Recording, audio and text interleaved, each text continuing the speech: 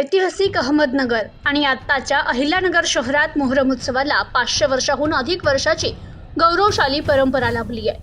हिंदू मुस्लिम ऐक्य, सामाजिक सलोखा आणि धार्मिक श्रद्धेचं प्रतीक म्हणून हा उत्सव ओळखला जातो. दरवर्षी राज्यातून आणि देशातून हजारो लाखो भाविक, युवक, महिला आणि नागरिक या उत्सवात सहभागी होत असतात. त्यामुळे या मोहरम उत्सवाला एक विशेष महत्त्व आहे. हा उत्सव शांततापूर्ण, सुरक्षित आणि सुव्यवस्थित वातावरणात पार पडण्यासाठी प्रशासनानं विशेष नियोजन करणं आवश्यक आहे, अशी मागणी राष्ट्रवादी काँग्रेसचे अल्पसंख्याक शहर जिल्हाध्यक्ष तथा मोहरम उत्सव समिती सदस्य अल्तमश जरीवाला यांनी केली आहे. त्यावेळी त्यांनी विशेष मागणी केली की ज्याप्रमाणे रामनवमीच्या मिरवणुकीला आपण ऐतिहासिक निर्णय घेऊन त्यांना त्यांच्या पारंपरिक मार्ग समजल्या जाणाऱ्या आशा टॉकीज चौक येथून परवानगी दिली गेली, त्याचप्रमाणे ऐतिहासिक मोहरम उत्सवाला 550 वर्षाची परंपरा लाभली असताना शरबतच्या गाड्यांना काही किरकोळ कारणास्तव जुनी महानगरपालिका येथेच थांबवलं जात आहे. प्रशासनावर आमचा पूर्ण विश्वास आहे आणि ते सक्षम सर्वांसाठी. यावेळी त्याचप्रमाणे ऐतिहासिक निर्णय घेऊन या शरबतच्या गाड्यांना महानगरपालिकेच्या पुढे नेऊन नगर शहरातील मोठ्या संख्येनं भाविक उपस्थित राहत असल्याने मिरवणूक मार्गावर आणि प्रमुख चौकांमध्ये 24 तास वैद्यकीय पथक, रुग्णवाहिका, प्राथमिक उपचार केंद्र तसेच आपत्कालीन सेवा उपलब्ध ठेवाव्या.